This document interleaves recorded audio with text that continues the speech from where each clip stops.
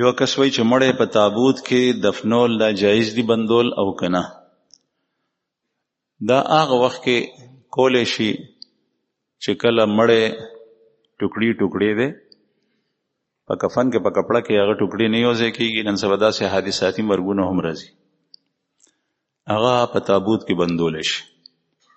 یا داسې دی چې هغه جنازه سړی پورته کوي نو هغه نشي پورته کولی، د هغه اندامونه بیلیږي نو بیا یې بندولی شي. یا داسې ځای دی چې په هغې کې ټوله ځمکه داسې ده، مثلا د ژمي جړۍ چې شروع شي کله کله پخوا داسې وه چې دا ټوله ځمکه او بیا لاندې پورې خړو وه، قبر څوک نشي کنستی، دې حالت کې بندولی شي. بغیر ضرورته دا په تابوت کې مړی بندول نه دي پکار، بلکې بعضې حضرات ویلي دي که هغه مجبوریم شي نو د مجبورۍ په وخت کې هم په تابوت کې لاندې هم خاوره واچو، بیا پې د پاسه مړی واچو او د تابوت هغه برنۍ تخته او غیر چاپېر ته دننه لیو هم د خټې ورکړه.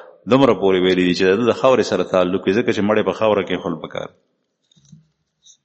یو کس تپوس کړی چې د امامت په وجه باندې د دنیا کار سړی نشي کولی، نو مقتدیانو ته د تعاون ویلی شي او که نه؟ مقتدیانو ته د تعاون نه دی ویل پکار، دا سوال کې راځي. البته چې کوم امام د جماعت امام جوړیږي نو هغه دا کولی شي چې په تنخواه باندې امام جوړ شي. درې ائمه وایي چې دا جایز دی. امام ابو حنیفه رحمه الله مذهب دا دی چې نه، په طاعت باندې اجرت غشتل نه دی جایز، لیکن صاحبین او وروسته علماو فتوا ورکړې ده چې د دریو نورو امامانو په شان امام خپله مشاهره میاشتیزه تنخواه هغه مقررولی شي، ځکه چې د ټول ځان دې دپاره وقف کړی دی. نو بیا د امام ته پکار دی چې دې سوچ وکړي چې دا قوم ما ته دومره تنخواه راکوي، دومره اړه راکوي، نو په دې کې زما ګزاره کېږي او که نه. دا د خپل سوچ دی چې کله هغه مقرر کړه نو د هغې نه علاوه د تعاون دپاره ویل سوال دی بیا. او مقتدیانو ته پکار دی چې ته که تا سره یو سړی په فیکټرۍ کې په کارخانه کې ملازم وی، په دکان کې د شاګرد وی او ته ترنه مطمئن وی او هغه تا ته وایي چې زه ځمه، زه په دې لږه تنخواه باندې کار نه کوم، ته ورته سیوا کوې که نه سیوا کوې، د هغه ضرورت ته ګوري.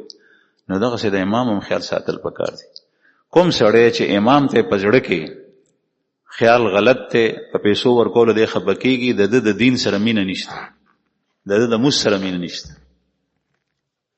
یو کس وایي چې زما د وریو نه وینه راځي، چې اودس وکړم نو بیا هم لږه وینه راځي، آیا زه دغسې مونځ کولی شم؟ که دا وینه ستا ودرېږي نه نو ته معذور یې، او معذور سړی اودس وکړه، بیا مونځ کو، تلاوت کو، د هغې وینې د بندېدو څه بندوبست وکړه، او چې کله وخت وځي نو وخت به تو سره ستا هغه اودس بیا مات شي. خو چې معذور ثابت شوې او معذور جوړېږي په دې باندې چې د یو مونځ په وخت کې سړی ته دومره وخت میلاو نشي چې په هغې کې د هغه مونځ کولی شي. آخر کې د دې دا مونځ ورسوي، خو که آخر کې هم دومره وخت میلاو نه شو نو بیا د معذور دی په هغه حالت کې د اودس وکړي، وینه د غاښونو نه راځي، مونځ دې وکړي، بیا د هر وخت کې داسې کوي. یو کس وایي چې د لومړۍ ورځې د روژې اعلان اکثر د شپې ناوخته کېږي. که چېرې یو کس د ماسخوتن مونځ وکړي او د هغې نه څه ګنټې پس د رمضان د میاشتې د لیدو اعلان وشو نو دی ځان ته تراویح کولی شي او که نه؟ او بالکل کولی شي، ځان ته تراویح کولی شي، بلکې د لومړۍ شپې سره خاص نه ده، نور هم ده. که داسې د سړي ضرورت او حاجت پیښ شي، مثلا سفر باندې دی وغیره وغیره، بیمار دی، نو دی ځان ته تراویح کولی شي. البته که یو محله کې ټول خلک په کورونو کې تراویح کوي، په هغې کې 10 کسان و، 10 واړه په کورونو کې دي، جومات خوشی دی، په دې باندې غاړه نیولې ده. یو کس وایي چې یو مسلمان الک د یو غیر مسلمې جنۍ سره تعلق ساتي، دوستی ورسره کوي، او کله کله هغه غیر مسلم کافر ده ته د دوستۍ په خیال باندې څه پیسې ورکړي، نو دا پیسې استعمالول جایز دي او که نه؟ پیسې استعمالول خو د کافر د لاس هم اخیستی شي جایز دي، لیکن دې کې 2 خبرې دي، هغه ناجایز دي. یو د کافر سړي یا ښځې سره دوستی کول دا حرام دي. قرآن پاک د رسول الله صلی الله علیه وسلم احادیث نسته ځای په ځای قرآن کریم کې الله پاک فرمایي چې دې خلکو سره به دوستی او محبت نه کوي. دا حرام کې ته چې یو سړی د امریکې د تلو دپاره، د UK د تلو دپاره په انټرنیټ باندې د یو جنۍ سره تعلق جوړ کړي او د مطلب دا چې دا ما نو د پاکستان غونې د دیندار ماحول نمځانو وستو او هغه خسیس او غټیا پیسو پسیال تلاړو کله کله چې کوم دینو آلته کې بيدینه شي کافر شي. ډیر خلک د افغانستان او د دیزه استرالیا او برطانیه یو ځای بل ځای ته تللی دي چې دا غي نه بیا ایمان هم پاتې شوی دی او چې د سره ایمان شته دی نو هغه برای انعام دی صرف. نو یو خدا حرام دی دوستی کول هغه دین خو ډیر لوی خبره ده. دویم چې کوم دی نو ته دومره ځان دی خسیس کو چې د پیسو د پاره ته د غي نه پیسې اخلي په کار خدا دې چې ته خلکو ته ورکې. اوس عجیبه خبره دار وته چې د بل نه پیسې بوتوا هغه خلا او بل ته ګوره پیسې ورنکي. د دنیا ټوله دنیا رجحان دغه طرف ته دی حالانکه د سړی کمال دی کې دی چې د خپل وګټي په نره بل ته ورکي کافر ته ورکا سپی ته واچو بل ته ورکا لیکن دا چې ته د کافر سره دوستی دې لپاره جوړې چې دا غنه پیسې والے دا ډیر خسیس او غټیا عمل له او دا خپل مذهب لاندې کول نور ته دام ګناه. یو کس تاسو کړی دی چې زمونږ خو پیغمبر صلی الله علیه وسلم په پي کچسکل او ګرمول به نو ما ته پته نشته خو څومره روایت او واقعات چې د پي سکول د نبی کریم صلی الله علیه وسلم راضي پاغه کې د ګرمولو تذکرہ نشته او دا چې خلک وایي چې دا ګرمول پکار دي نو زما خپل خیال لا دی چې د ګرمولو نه تازه پي د انتهایی مفید دي. کچره دا مفید نه وي نه بیا به د مور پي د ماشوم لپاره ګرمول پکار حالانکه د مور د سینونو تازه پي ماشوم سکي او ماشوم معده انتهایی کمزوري ده نو پي تازه چې روزي دا ډیر زیات مفید دي. ها که پدې کې بل شی نه ګډ شوی چې بل یو شی پکې ګډ شوی نو خو د بل سي ضرر شو. یو کسوي چې د سملاستو نمخ کې چې پزړه باندې په ګوتې سره د حضرت عمر رضی الله عنه نوم الیکم نو ټول شپه د شیطان نه محفوظم. آیا دا خبره د شریعت نه ثابت ده او کنه؟ دا خبره دې کې د شریعت نه د ثبوت تا سره د دې ضرورت نشته. دا علاج دی علاج سړی کولی شي. ته چې د ډاکټر نه کوم دارو اخلي د بیماری لپاره تا چرته د مفتی صاحب نه تاسو کړی چې مفتی صاحب دا دارو خوړل په شریعت کې جایز دي؟ نه کې دا غي د لپاره دا علاج دی. یو سړی شیطان تنګي نو دا اکابر تجربه کړی دا چې عمر نوم په دې سینه باندې ولیکي نو بیا کېږي نه د دې حدیث کې ثبوت شته او نه په قران پاک. علاج یو طریقه ده علاج طریقې کولای شي. یو کس تاسو کړی چې د مور خپل د اجازت نه بغیر چې کوم کس جهاد تلاړو شهید شونه داغه شهادت قبول له او کنه د قبولیت پته خو الله جل شانه تعالی لیکن تا چې ته شانه تاسو کې غدا جواب درکول شي چې د تللی جایز دی کنه د مور خپل اجازت نو او جهاد داسې وومنه چې په ملک باندې حمله شي په هغه کې د مور خپل اجازه ته ضرورت نشته او چې کله داسې اقدامی جهاد وي چې هغې ته تلل وي نو دغه وخت کې مور او پلار نه اجازت غشتل پکار دي. د هغې بغیر اجازت تلل نه دي پکار هغې راضي کول پکار دي. او که چېرې یو سړی شهید شو اجازت نه بغیر تللی وي نو هغه شهید دی شهادت درست دی ټیک دی لیکن دی ځان ته بیا له خطا او غلطي کړې ده چې مور او پلار یې خفه پرېښي. یو کس تپوس کړی دی چې د بیمارۍ په وجه باندې د رمضان روژې سړی ونه نیسي نو بیا وروسته روژه نیول بهتر دي او که کفاره ادا کول بهتر دي. دا د بهتروالی مسله نه ده بلکې دا فرض دي چې کوم سړی د رمضان روژه ونه نیوه په څه وجه یې ونه نیوه که ده نیوې شوه ویې نه نیوه نو ده ډېره لویه ګناه وکړه غټه ګناه یې وکړه. داسې ګناه ده چې دی ټول عمر روژې ونیسي نو هغه تلافي نه کېږي. دویم د هغې کفاره هغه 2 میاشتې په مخه باندې روژې نیولې بلا نه هغه په دنیا کې د هغې سزا ده. او که چېرې د عذر د وجې نه سړی روژه پرېښي مثلا بیمار شو بیماری اوږدېږي او یا هلاکت ته او یا بعضې اندام ته خطره ده که روژه نیسي نو دغه وخت کې ده ته رخصت دی چې دی روژه وخوري. البته بیا به څه کوي بیا به خامخا قضا راړي. د هغه فدیې ادا کولو صورت نشته قضا به راړي. فدیه به ال ورکي چې د تر مرګ پورې د ته موقع ملاو نشو د بیماری دا سیوا چې د روزه نشو نیوي نو اوس به د فدیه ورکي او که په خپل ژوند باندې نو ورکړي نو بیا د وصیت وکي او که چېرې د فدیه په خپل ژوند باندې ورکړي و روغو بیا د خشو نو د خکېدونه پس به سره د فدیه ورکول بیا روزي نیسي ځکه چې اصل حکم د هغې قضا دی دی کې اختیار نشته. یو کس تپوس کړی چې حدیث ثقلین څه ته وایي دغه وخت کې مې ذهن کې نشته. دویم تپوس کړی دی پاپائیت اور برحمانیت دا څه شی دی. پاپائیت دا د عیسایانو مذهب ته وایي او برحمانیت دا د هندوانو مذهب ته وایي. یو کس وایي چې روزه او قرآن دا دواړه به د الله جل شانه په دربار کې شفاعت کوي. د خبرې وضاحت وکړي همدغه وضاحت دی چې حدیث مبارک کې راځي قرآن پاک به شفاعت کوي چې د چا تعلق د قرآن سره ډیر وي تلاوت ډیر کولو او روزه هم سفارش کوي د رمضان فرض روزې هم نیوي او د هغې نه علاوه کله کله نفل هم نیوي. دویم تپوس کړی دی چې په رمضان مبارک 60 رکعات تراویح سنت دي او بعضې حضرات 8 رکعات تراویح کوي. دا ولې نو ما ته خو پته نشته چې هغوی 8 رکعات ولې کوي د هغې نه به تپوس کول غواړي. باقي تراویح 60 رکعات دي. رسول الله صلی الله علیه وسلم 60 رکعات کړي او دا څوک وایي حضرت عمر فاروق رضی الله عنه نور صحابه هم دغسې کول او رسول الله صلی الله علیه وسلم نیغ په نیغه دې حضراتو لیدلی و او هغوی د الله د رسول نه خلاف بالکل نه کول. نو دا د الله رسول کړي دي او دا 8 رکعاتو حدیث ته دی لیکن هغه د تهجد مبارک دی. هغه صحیح بخاری کې مشته نور حدیثو کتابونو کې مشته. هغه د ام المؤمنین حضرت عائشہ رضی الله عنها روایت ته چې پیغمبر علیه الصلاۃ والسلام د شپې معمولات مبارک د مور بیبي نه چاته پوسو نو هغه وته فرمایل چې رسول الله صلی الله علیه وسلم په رمضان او غیر رمضان کې چې کوم د شپې موس کړي دي نو هغه 8 رکعات کړي دي ما څخه. نو کې دې چې دغه نه علاوه نور روایتو کې زیات مرضی هم المؤمنین چې کوم موس د نبی کریم صلی الله علیه وسلم د شپې لیدل دي نو هغه 8 رکعات لیدل نو هغه نه مراد قیام اللیل تهجد دی او دا موس چې کوم دی دیتا قیام رمضان وی. حدیث کم قیام رمضان حدیث مبارک تے دا بخاری کتاب الایمان کی ذکر دے. رسول اللہ صلی اللہ علیہ وسلم فرمائی من قام رمضان ایمانا واحتسابا غفر له ما تقدم من ذنبی.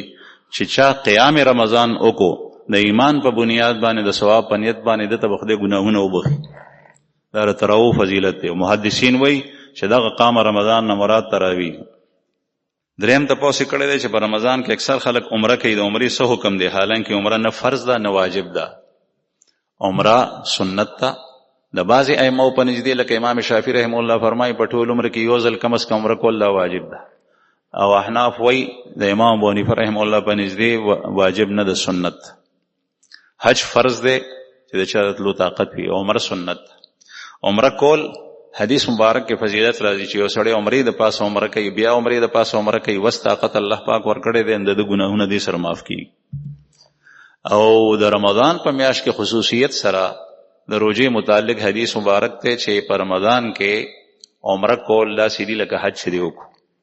نبی کریم صلی الله علیه وسلم چې حجۃ الوداع کوم حج فرض کړو هغه کې چې واپس مبارک مدینه ته رالو نو یو زنانه هغه وسره حج ته نه وتلی.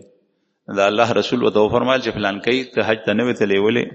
هغه وی چې یا رسول الله دوه خانو زمونږه په یو خبانه مزوی تلو حج ته تاسو سره او په بل باندې دا غپلار تلو یعنی د دې خاون او زما سره خاص تنظیم وونه چې تلې وي نو زه کپاتې شم. نو رسول الله صلی الله علیه وسلم وته فرمایل چې په رمضان کې عمره وکړه د حج برابر ده. نو رمضان کې د عمرې فضیلت د نورو کال د نورو میاشتو مقابله کې ډیر زیات وي. لیکن داسې عمره کول چې عموما بعضې خلک لاړ شي په جیاز کې فرض موز نه کوي په ایرپورټ کې فرض موز نه کوي بعضې ځایونو کې فرض موز د ده نه پاتې کېږي د هغې بالکل پروا نه ساتي. نو یو فرض موز چې تا قضا کو او ته 100 عمرې وکړي نو د هغې تلافي نه کېږي. ته به په سفر کې خپل پورا حتی الوسع کوشش کې چې تا نه فرض موز قضا نشي. دا بیل شی دی چې اوبه نه وي او د موز وخت رالو موز تا نه قضا کېږي نو تیمم وکړه. په ولاړه نشي کولی نو په ناسته باندې وکړه.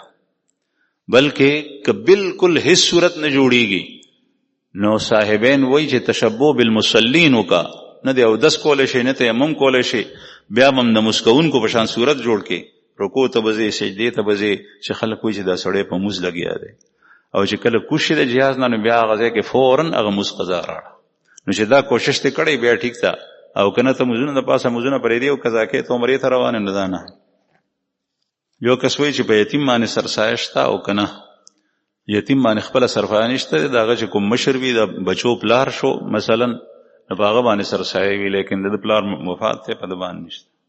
یو کس وایي چې په رمضان کې عود په طور د خوشبو لوګول په جماعت کې دا څنګه دي، روژې ته نقصان رسی کنه؟ که لوګی د نیخ په نیغه تیر کو داسې هغې سره نږدې شو لوګی دې راخ کړو د لوګي جرم وي نو بیا روژې ته نقصان رسی، او صرف خوشبویي سره نه. یو کس تپوس کړی دی چې په تراو کې د تراو نه پس د شپې په موس کې قرآن پاک ختمول جمع سره جایز دي که نه؟ زمونږ په مذهب کې د نفل موز د جمع سره کول سوا د تراو نه، نفل موز د جمع سره کول دا ټیک نه دی، البته بلا تداعی جایز دی. بلا تداعی دی ته وایي چې امام نه علاوه 2 کسان وي یا امام نه علاوه 3 کسان وي، نو دا جایز دی. او بلا تداعی دی ته وایي چې ته خلک نه راغواړي، او چې کله وایي چې راځئ بیګا ته مونږ شبی نه کوو او په هغې کې په نفلو کې دومره دغه وایو، نو دا نه دی جایز، مکروه دی، ځان ته مسکول بهتر دی. یو کس تپوس کړی دی چې یو مسلمان کله د رمضان نه علاوه د جمعې په شپه یا په ورځ باندې وفات شي، نو آیا د تر قیامته پورې د عذاب نه محفوظ وي اگر که د ګناهونه وي؟ نو جواب یې دا دی چې داسې ده نه، بلکې یو حدیث مبارک کې راځي چې کله د جمعې په شپه بعضې کې د جمعې د ورځې ذکر راځي، بعضې کې د جمعې د شپې هم راځي، څوک وفات شو نو د قبر د عذاب نه محفوظ وي، لیکن دې سره شرط دا دی چې هغه مؤمن وي، مسلمان وي. دا عام د هر چا دپاره ضابطه نه ده، که یو هندو کافر په دغه شپه باندې په دغه ورځ باندې مړ شي نو د هغه په عذاب کې تخفیف نه راځي. یا یو کس داسې دی چې الله جل شانه یې ناراض کړی دی په نوم باندې مسلمان دی، نو داسې نه ده. بل تپوس یې کړی دی چې آیا رمضان کې په مړو باندې د مړو په عذاب کې تخفیف کیږي که نه؟ دا تخفیف صرف مسلمانانو دپاره دی او که نه؟ نو حدیث مبارک کې چې کوم راځي هغې دا دی چې په دې میاشت کې الله جل شانه د جهنم نه ډېر خلق خلاصوي، د جهنم نه ډېر خلق خلاصوي. یو حدیث مبارک کې پیغمبر علیه الصلاة والسلام د یو قبیلې نوم اخیستی دی بنو کلب، چې بنو کلب قبیله په هغه وخت کې د هغوی ګډې بیزې ډېرې زیاتې وې، د نورو قبایلو نه ډېر زیات. نو د هغوی چې څومره ګډې بیزې دي د دې نه زیات خلق ته الله جل شانه بخشش نصیب کوي. نو د مغفرت تذکره راځي، او حدیثو کې چې کوم یو فضیلت څنګه راغلی دی په هغه ځای کې خپل پکار دي، په هغې کې اجتهاد او قیاس په هغه کې کول نه دي پکار. یو کس وایي چې خپل اولاد خپل رور یا خور ته ورکولی شي او که نه، یعنې زوی دې وشي هغه رور ته ورکوي یا خور ته ورکوي. خپل بچی یا بچی رور ته او خور ته ورکولی شي، لیکن صرف او صرف د هغوی دې دپاره چې د هغوی اولاد نشته دی، هغوی په باندې مینه ماتوي او هغوی تربیت کوي په دې بنیاد. لیکن دا زوی د هغه چا دی چې د چا نه پیدا دی، او د ده نسبت هغه بل کس ته کول چې چا ته یې ورکړی دی دا ګناه ده. قرآن کریم کې نص سری دی، او حدیث کې رسول الله صلی الله علیه وسلم فرمایي من انتما الی غیر ابیه او تولا الی غیر موالیه، چې چا خپل نسبت خپل پلار نه علاوه بل چاته وکړو چې زه د ده زوی یم، زوی د زیدو او دی بکر یادوي ځکه چې د هغه په کور کې لوی شوی دی، نو ده باندې د الله جل شانه لعنت دی. نو دا مسله په دې ځای پورې کېښول پکار دی چې ساتلی شي، لوی کا او ته په خپل زړه مینه په باندې ماتو ځکه چې ستا اولاد نشته، لیکن چې کله د پلار د نوم تذکر راشي هغه طرف ته برابرلی شي، په کاغذونو کې به هغه سره لیکلی شي، ده سره نه چې دا کومې عارضي پلار جوړ شوی. بل تپوس یې کړی دی چې محمد سالار نوم کېښول د دې څه معنی ده؟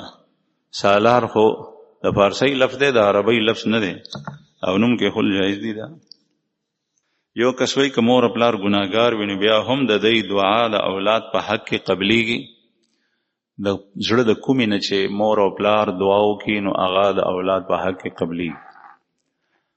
چې د مور او پلار د خدمت وکړو هغه یې خوشحاله کړل دعا قبلیږي اگر که ګناهګار وي. بل کس تپوس کوي چې تبلیغ والا بل تپوس یې کړی دی چې تبلیغ والا چې کوم عمل کوي په جماعت کې پابندۍ سره گشت 6 نمبر بیانول او بیان وغیره دا څنګه دي؟ جایز دي دا د اصلاح لپاره او د خلکو دین د خبرولو لپاره دا جایز دي. یو کس وایي چې په کور کې ټول شریک وي نو ورندار زنانه خپل سخر ته او خپل لیور ته زکات ورکولی شي او کنه؟ سخر ته او لیور ته زکات ورکولی شي لیکن الا چې د دوی انغرې شریک نی خرچه بیله بیلی او که چېرې د دوی ټول مال شریک ته یو ځای استعمالیږي نو بیا جایز نه دي ځکه چې دی چې دا زکات ورکړی دی نو دا په خپله بیا همدغه زکات کې خوري او خپل زکات په خپله خوړل نه دي جایز. بل تپوس یې کړی دی که د جماعت امام موجود وي نو بالغ بچه فرض موز مسلسل کولی شي که نه؟ حالانکه د هغه ګیرم نشته دی چې بالغ شو نو بیا بچه نه شو هغه ته بچه نه وي هغه سړی شو. بالغ سړی وي په بالغ پسې موز کېږي. البته امام چې مستقل کوم شته دی نو هغه ته پکار دی چې هغه موزونه په خپله باندې ورکړي او کنی چې بالغ شو که ګیری وي او کنی وي هغه موز ورکولی شي. یو کس وایي چې زما مور د هر فرض او سنت نه پس 2 رکعات نفل د نبی کریم صلی الله علیه وسلم په ایصال ثواب باندې کوي. دا څنګه دي؟ دې ته داسې کول نه دي پکار بلکې کله کله که چېرته داسې وکړي نو کولی شي ځکه چې هر فرض موږ پسې دا مقرر کول دا په ځان باندې یو داسې شی لازمول دي چې هغه ثبوت د هغې نشته دغې ته بدعت پیلی کېږي. به هر حال که کله کله داسې وکړي نو کولی شي لازمي ګڼل نه دي پکار. بل تپوس یې کړی دی چې زما مور په سورت یاسین باندې تراویح کوي کله کله ترتیب د سورت یاسین ته نه مخکې رستو شي څه ګناه شته؟ که قصدن نه کوي نو وړاندې رستو کېدو سره ګناه نشته او سورت یاسین باندې که تراویح کوي چې دې ته نور قرآن یاد نه دی او دا سورت په تراویح کې وي نو بالکل ویلی شي. او قرآن پاک کې خامخا بعضې سورتونه متعین نه دي مثلا چې ته دې خامخا لازمي د علم تر کیف نه کوي لیکن که چاته یاد نه بیا دې نه کولی شي او دا چونکې په دې خیال باندې کوي چې دا اوږد صورت دی په تراویح کې ووایم نو کولی شي. یو کس تپوس کوي چې څوک په رمضان کې عمرې ته لاړل او د تراویح نه پس په آخر وتر کې دعا دپاره لاس اوچتېږي نو زمونږ احناف به څه کوي؟ آیا هغوی سره به شریکېږي لاس به اوچتوي که نه؟ چې کله هغه ځای کې په حرمینو کې به وتر کېږي او ته وتر کې نو دې کې د علماو 2 طریقې دي. یو دا چې وتر ځان ته وکړه ځکه چې تراویح هم کمې کېږي چې کومې تراویح هغوی کوي مثلا 10 رکعاته یا زیات نو هغه تراویح وکړه مخکې خو به 20 کولې نو هغه تراویح وکړه حالانکه د نبی کریم صلی الله علیه وسلم دین 1400 کاله مخکې نازل شوی دی تر اوسه پورې په هغې باندې عمل اوس نن سبا 10 که 14 رکعاته کوي نو هغه تراویح ته د هغې سره وکړه نورې تراویح ځان ته وکړه بیا خپل وتر هم ځان ته وکړه 3 رکعاته په یو نیت سره. او دویم طریقه بعضې علما وایي دا ده چې هغې سره شرکت وکړه په وترو کې هم البته هغې 2 رکعاتو نه پس که سلام ګرځوي یو رکعت ځان ته کوي نو ته سلام مه ګرځو او چې هغې پاسې په آخر رکعت کې قنوت لاس اوچتوي دعا غواړي نو ته لاس مه اوچتو هغې سره شریک یا او بیا چې کله هغې په 2 رکعاتو سلام ګرځي سلام هم مه ګرځو هغې سره وتر په دې طریقه باندې وکړه نو کېږي ځکه چې دغه وخت کې خلاف کول په هغه ځای کې نه دي پکار چې سړی پاسي او د جمع خلاف کوي. نو بیا چې کومې تراویح تا نه پاتې شوې مثلا هغې 10 کړې وې ستا 10 تراویح پاتې کېږي نو هغه بیا وروسته وکړه د وترو نه بس